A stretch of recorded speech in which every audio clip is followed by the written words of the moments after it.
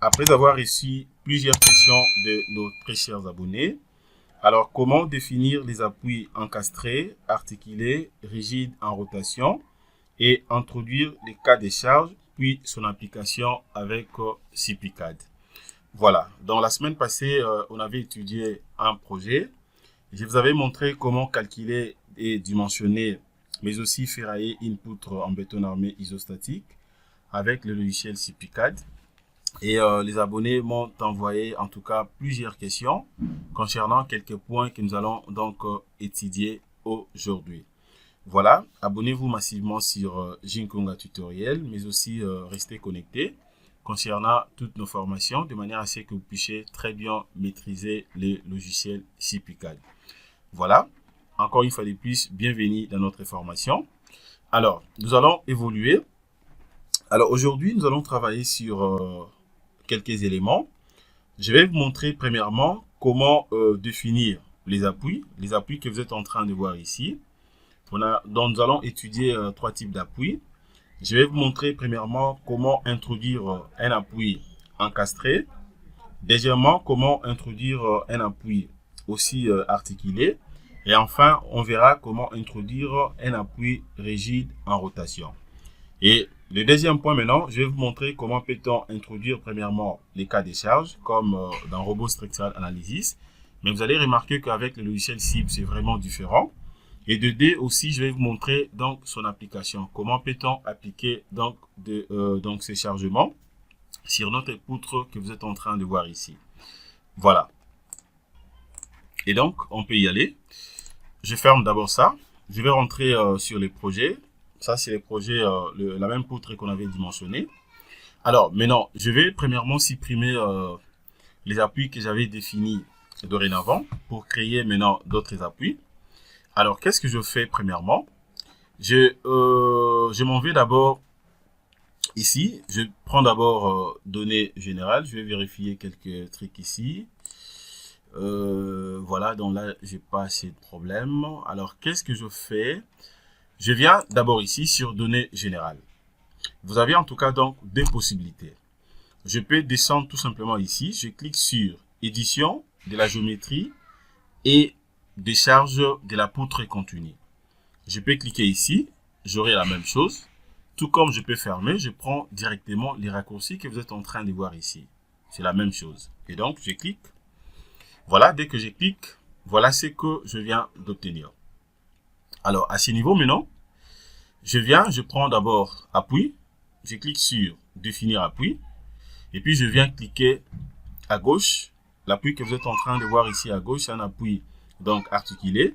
Je clique là-dessus. Dès que je clique, voilà ce que je viens d'obtenir. Vous allez remarquer que, étant donné que j'avais déjà défini dorénavant cet appui, alors c'est que moi je vais d'abord faire c'est quoi?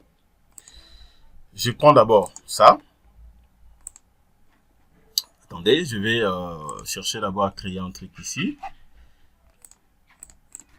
Donc, je clique d'abord au niveau de l'appui.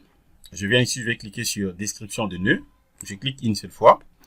Alors, je viens maintenant cliquer au niveau de l'appui articulé que j'avais créé. Je clique une seule fois. Regardez maintenant ce que je viens d'obtenir. Alors, je vais changer maintenant cet appui. Je vais considérer ça comme un appui encastré à gauche. Pour insérer directement l'appui, introduire l'appui, qu'est-ce que je fais? Je vais cliquer d'abord l'appui encastré. Je vais définir d'abord sa largeur. Je prends une largeur de combien? Je prends donc de 50 cm. Et la description, la référence ici, je peux modifier. Cette fois-ci, je prends appui encastré. Voilà, je prends appui encastré. Vraiment, c'est simple. Alors, je me dis, par exemple, si je vais considérer ça comme un appui et sous forme de poteau, voilà, passons. C'est juste question de définir ici. Donc, ça sera considéré à l'extrémité. Ça dépend. Donc, le modèle dépend de tout un chacun. Poteau, il y a aussi poteau de dernier niveau. Voilà, vice versa, ou tout comme vous pouvez aussi changer, vous pouvez prendre soit poteau appuyé, tout comme considérer ça comme un appui sur une poutre. Donc, ça dépend. Alors, ce que moi, je vais considérer, je considère ça comme poteau de dernier niveau, par exemple. Et puis, j'applique. Une fois appliqué, regardez ce que je viens d'obtenir. Donc là, maintenant, je viens de changer cet appui encastré, cet appui plutôt articulé, en appui encastré, avec la largeur de 50 cm que je viens d'insérer. Voilà, donc c'est ça. Alors, je vais aussi changer cet appui. Voilà, je clique au-dessus. Ici, maintenant, je vais placer un appui, je considère ça comme un appui encastré. Ou disons comment, je prends un appui articulé, je vais cliquer sur articulé. La description aussi, la référence, je vais changer. Je mets tout simplement articulé. Voilà, je mets articulé. Cette fois-ci, je vais travailler avec la largeur de combien? Je prends la largeur de 30 cm. Voilà. Et maintenant, je considère ça comme poteau passant, à l'extrémité bien sûr. Et puis, je clique sur accepter. Regardez là, maintenant, je viens de placer aussi donc l'appui articulé. Alors, maintenant, si je vais changer aussi cet appui encastré, et un appui peut-être, un autre appui, je vais cliquer. Je considère ça comme un appui rigide en rotation. Je prends donc rigide en rotation. Là, maintenant, vous êtes obligé, premièrement, de définir aussi la rigidité donc en rotation inférieure.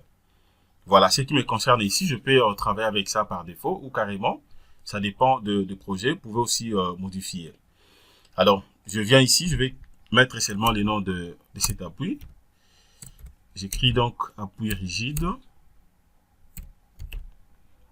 ou appui de rigidité, donc je mets seulement rigidité. Rigidité en rotation. Voilà, rigidité en rotation, déjà c'est bon. Alors sa largeur ici, je considère une largeur je prends une largeur de 30 cm. Voilà, et puis je viens, cette fois-ci maintenant je vais travailler avec poteau appuyé. Voilà, puisqu'il suppose que ça va roter, donc c'est une rigidité en rotation. Et puis j'accepte. Regardez comment je viens de changer donc les appuis. Donc c'est très simple à faire. Donc si vous voulez modifier ou changer les appuis, surtout beaucoup plus pour une poutre en béton armé sur CP4, c'est juste question d'utiliser l'onglet que je viens de vous montrer. Et donc c'est juste question de venir ici. Donc fermez d'abord ça. Vous venez sur données générales et puis vous prenez directement édition de la géométrie et des charges de la poutre. Une fois appliqué à ce niveau, vous venez maintenant, vous allez cliquer sur description de nœuds et vous appliquez sur les appuis et puis vous allez introduire comme vous voulez.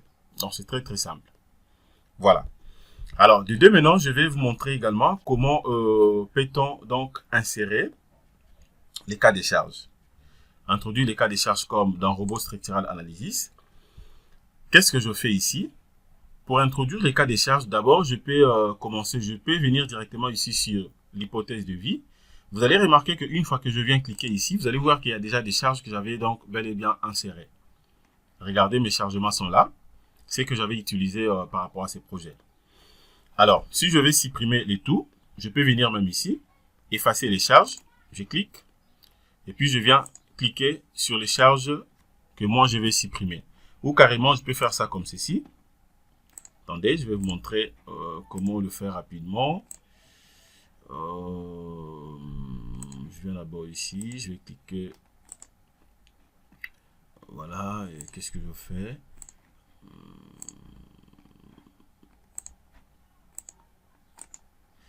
Voilà.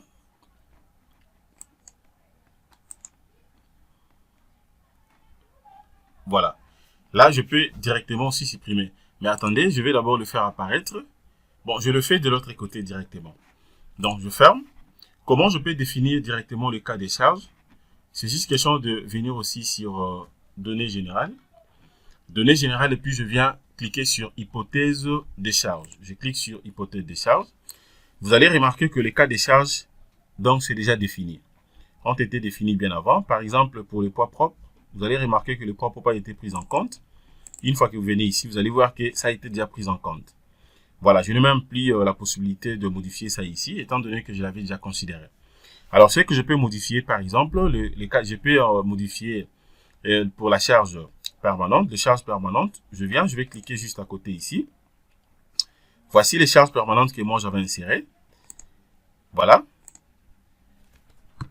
Tout ce que vous êtes en train de voir ici, c'est ce que j'avais inséré. Les charges permanentes. Voilà, les dés sont là.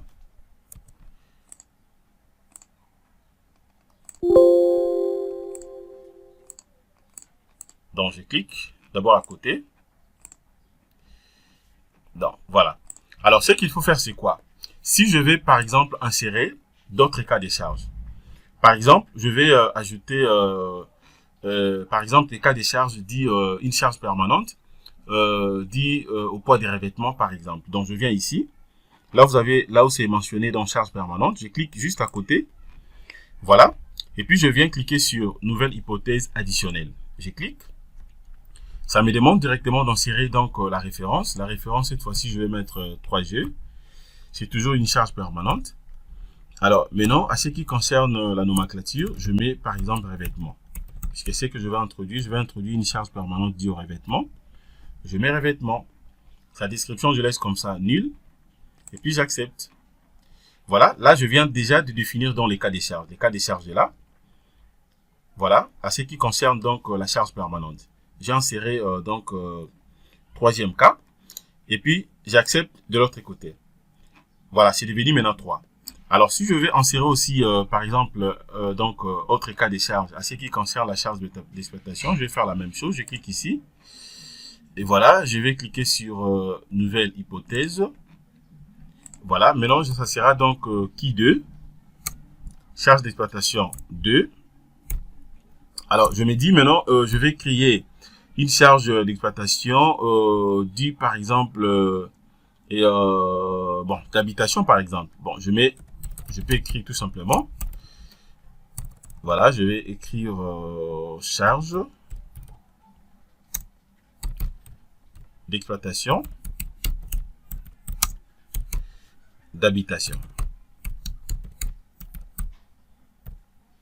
Voilà. Et puis, j'accepte. Je vais insérer aussi troisième charge d'exploitation. Cette fois-ci, je vais prendre charge d'exploitation de l'escalier. Charge d'exploitation de l'escalier, par exemple. Voilà, c'est bon. Et puis, j'accepte. Donc, la nomenclature dépend de tout un chacun. J'accepte. Pour l'escalier, je peux prendre même... bon, je laisse comme ça, c'est bon. J'accepte. Et puis, j'applique. Voilà, je vais confirmer ça maintenant ici. Vous allez voir qu'ici, c'est 3, 3. Je confirme.